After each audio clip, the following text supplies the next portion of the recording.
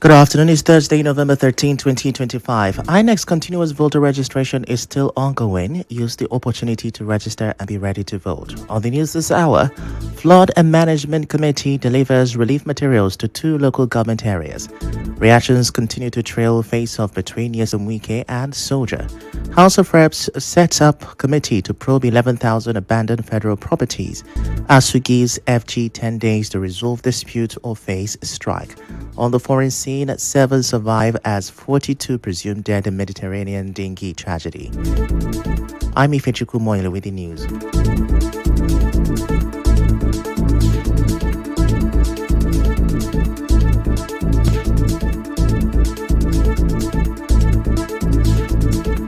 Now we begin the news this Thursday afternoon with a call by traders operating illegally at the Rumo-Kurushi-Rumo-Dara junction on Elios Road, Obiakpa local government area, who are pleading with the council to reconsider plans to evict them.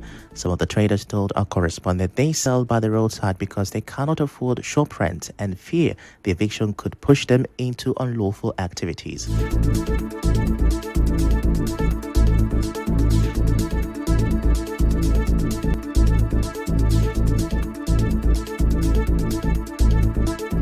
This is no good because I get some people who say they depend for road to do something. I wish that they say if they say before 4 o'clock, not everybody come out things for road. Everybody even there better than to start from early morning. If they change people come out for road, what they want, how they want a job. If you afford this shop now almost 1.something million. Here they try and they find the how many times it's 20,000 and what they say. Last year my daughter where they help me, he died for Lagos. We never matter. Then they come, they never do better. Always when they do, as they use their own now, come on, this now, to go hungry. Nothing like say man talk plenty. I don't have any option. They want me to go into prostitute. I don't have a man that take care of my children. He's out. However, the Obiakpa local government chairman, Gift Wallo, insists that his goal is to make the council area safe, smart and orderly for everyone. Our policies against street trading and our policy for people to do their businesses from 6 feet off the road, what we call the right of way. And then this ties to the broader policy of creating a saner and safer Obiakpa local government for that matter. And if you go around our local government, you find that places that are designated as markets, for example, the Choba market is empty. There's nobody inside the market trade. But on the roads along Choba, you see everywhere is a market. Dr. Wallo added that he is committed to promoting decency and discipline among residents and traders in the area, emphasizing the importance of compliance for the overall development of the community. Now, in a related development, some residents of Alo, particularly those around the back fence of UDSS Manowo Road, the entrance to Manquarter and Boundary Market, have raised health concerns over the indiscriminate dumping of refuse and unpacked waste in their neighborhood.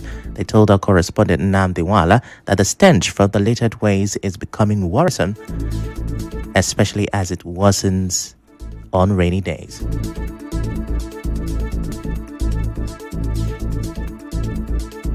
The death situation in Alo is actually very worse, and we think the government should help us do something about it because it's unhealthy. It can cause disease and a lot of things in our body. Passing by, you perceive a lot of nonsense and your mood will be disorganized. This rainy season, as they walk, you go see where water they carry dirty and the thing go they hang you for leg. So the dirty too much. From Manowo side to Imates and Boundary Market side along that road, the place they smell too. So make government find people who will come among the dirty. So people who there go get themselves. Sometimes when we are going to the market and maybe rain fall, you will see how the dustbin will be scattered on the road. It is very bad and it will be making us to feel uncomfortable, which is not healthy. So the government should do something about it.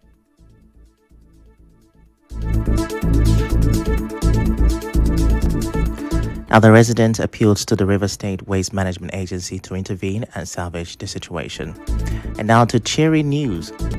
The River State Flood Prevention and Management Committee has delivered relief materials to flood victims in Obiabo and Abuadua local government areas. The head of service and vice chairperson of the committee, Inga Brown, who represented the deputy governor, urged the councils to ensure the items reach those genuinely affected, stressing the committee's commitment to supporting residents impacted by the recent flooding. Responding, the vice chairperson of Obiabo, Gloria Joyce Yeche, and the representative of the Abuadua chairman, Ofori Namumin, thanked the committee for the gesture and promised quick and fair distribution of the items. Meanwhile, Port Harcourt City local government area is expected to receive its share of relief materials today, Thursday. And let's move to Ikwere local government area. The chairman, Charles Nwobodo, has launched the Omagwa electrification project to fulfill his campaign promises. The first phase will reconnect Omagwa, Isiokbo, and Omwawa communities with new transformers, poles, and high-tension wires. Speaking at the flag off in Omagwa, Nwobodo said the project, though costly, aims to improve living conditions and boost economic activities, warning against vandalism of materials.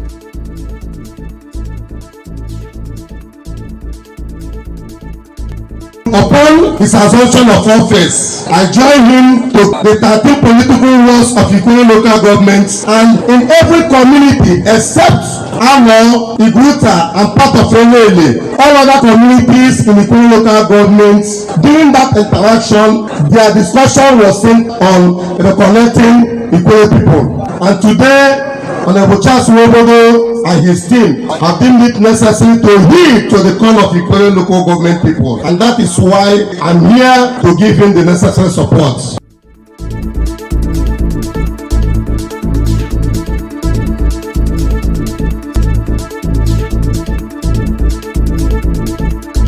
Sorry for that mix-up there. Before we decided to come here today, there has been a battle because the fund involved is too high. But because we have come to our people and asked what is their immediate needs, despite all the projects I am going to bring in these local governments, they have said electrification is their challenge. Be rest assured that in the next 3 weeks or 1 month, Omagwa should have light. We have made sure that everything that has to do with the light of Omagwa have been paid. But you should expect, Chairman, I will not disappoint you.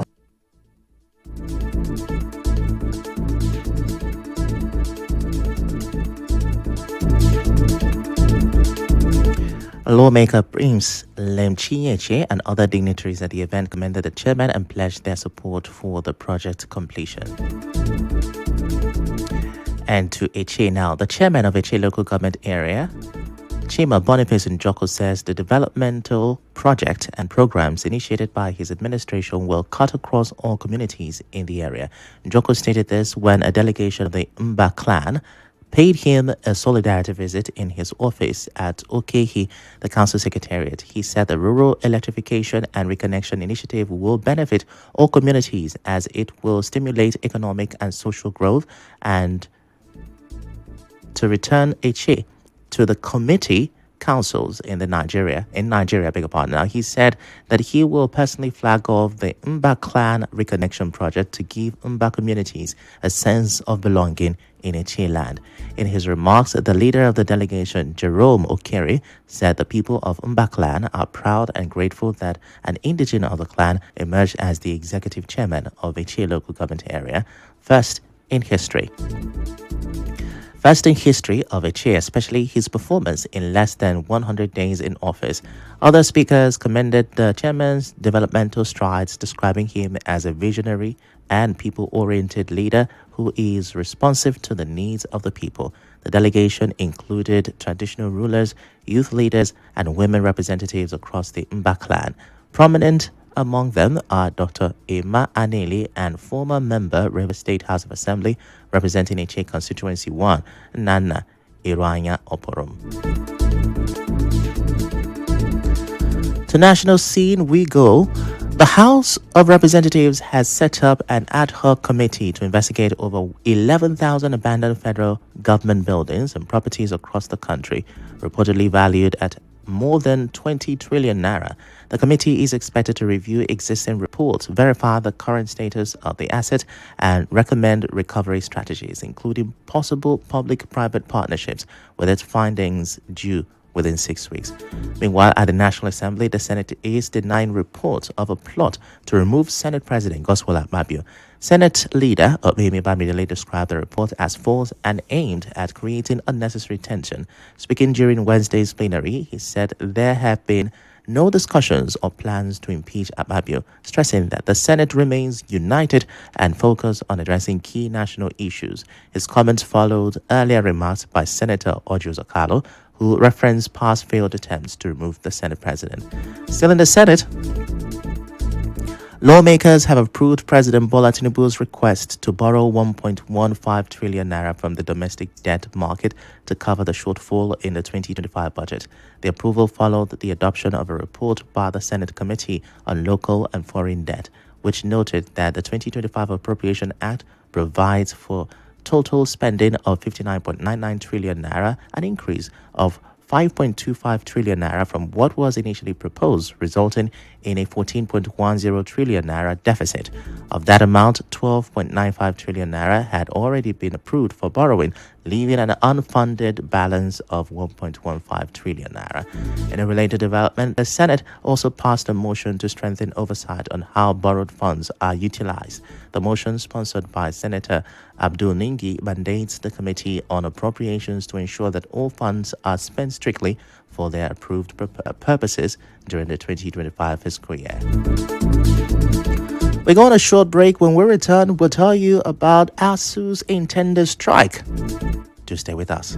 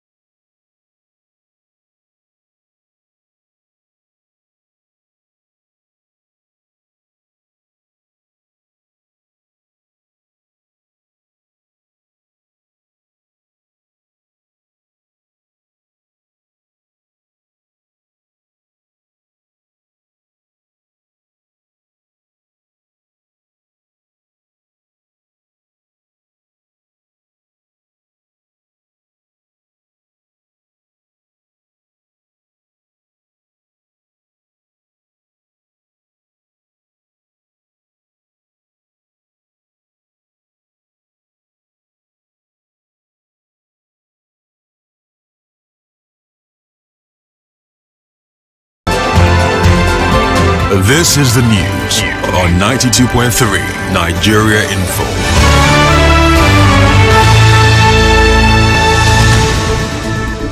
You're welcome back. Now, the Academic Staff Union of Universities has warned the federal government to resolve outstanding issues within the remaining 10 days of the 1-month window or risk resuming industrial action without notice.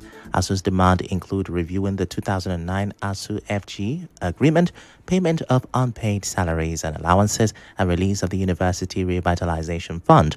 The union criticized government officials for misrepresenting progress and called on traditional rulers, opinion leaders, and civil society to pressure the government to improve academics' living and working conditions. Meanwhile, the federal government has launched an investigation into the clash between FCT Minister Nyesom Wike and Naval Officer Lieutenant A. Yerima over a disputed Abuja land plot. Defense Minister Mohammed Badaru assured on Wednesday that the armed forces will protect personnel performing lawful duties, praising Yerima for his composure during the standoff. The clash followed a dispute over land allegedly controlled by former Chief of Naval Staff Vice Admiral Zubairu Gambo, retired, with Wike claiming that the ex-Chief of Naval Staff illegally took over the property. The ministry emphasized that officers acting lawfully will be fully protected as the investigation continues. The confrontation between FCT Minister Nyesom Wike. Now, President Bola Tinubu says Nigerian soldiers deserve the support and encouragement of all citizens for the risks they take to protect the country's territorial integrity. Acknowledging challenges like terrorism and banditry, he urges Nigerians to inspire and motivate the armed forces in their fight. He stresses that soldiers put their lives on the line to defend the nation, making it everyone's responsibility to support them. His comments come amid growing concerns over insecurity and recent warnings from U.S. President Donald Trump about threats to Christians in Nigeria. Also, in a related story, 2023 Labour Party presidential candidate Peter Obi says the clash between FCT Minister Nyesom Wike and a naval officer in Abuja reflects a deeper breakdown of institutional order in Nigeria.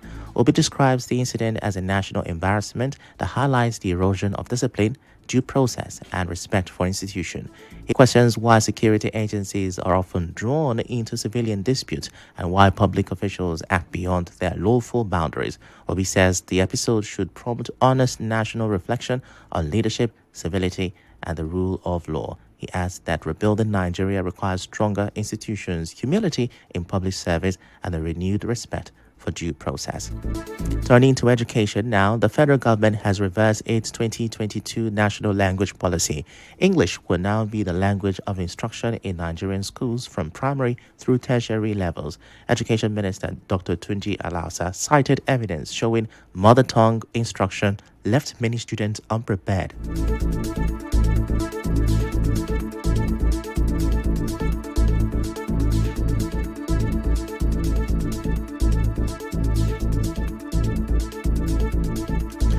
Education Minister Dr. Tunji Alausa cited evidence showing mother tongue instruction left many students unprepared for national exams and highlighted challenges arising from Nigeria's linguistic diversity.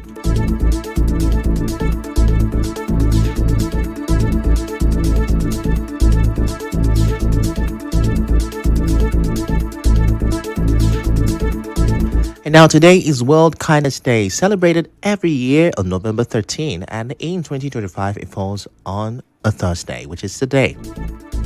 The day was established in 1998 by the World Kindness Movement to encourage goodwill, empathy, and mutual respect among people and nations. The theme for 2025 is "The simplest act of kindness are by far more powerful than 1,000 heads bowing in prayer." It reminds us that even small, sincere gesture can make a big difference in creating a kinder world.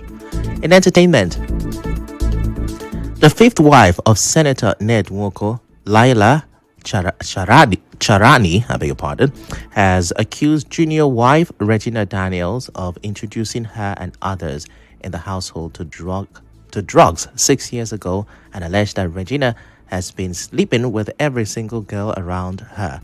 Now, she blamed the ongoing dispute on Ned's insistence that Regina stop alcohol and drug use.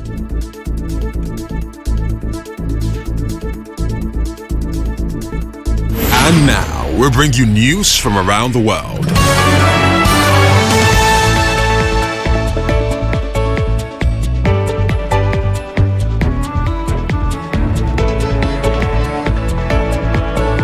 7 men have survived after being stranded at sea for 6 days off Libya following the capsizing of a dinghy that carried 49 people. 42 others are presumed dead. The survivors from Sudan, Nigeria, Cameroon, and Somalia were rescued near the Al Buri oil field. This tragedy pushes deaths on the central Mediterranean migration route past 1,000 this year, highlighting the continuing dangers migrants face trying to reach Europe.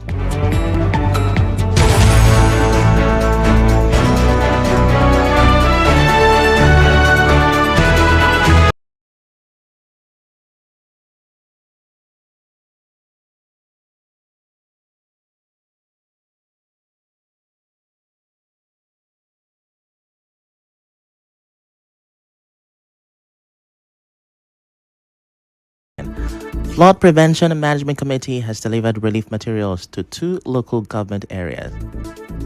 House of Reps has set up committee to probe 11,000 abandoned federal properties. Federal government has launched an investigation into the clash between FCT Minister Yesomike and naval officer Lieutenant A. Yerima over a disputed Abuja land plot. ASU has given FG 10 days to resolve disputes or face strike. On the foreign scene, 7 persons have survived as 42 persons presumed dead in a Mediterranean dinghy tragedy. To reach the news team, send an SMS or WhatsApp to 0808-721-7215. I'm Ifechukwu Muonyili. Many thanks for listening.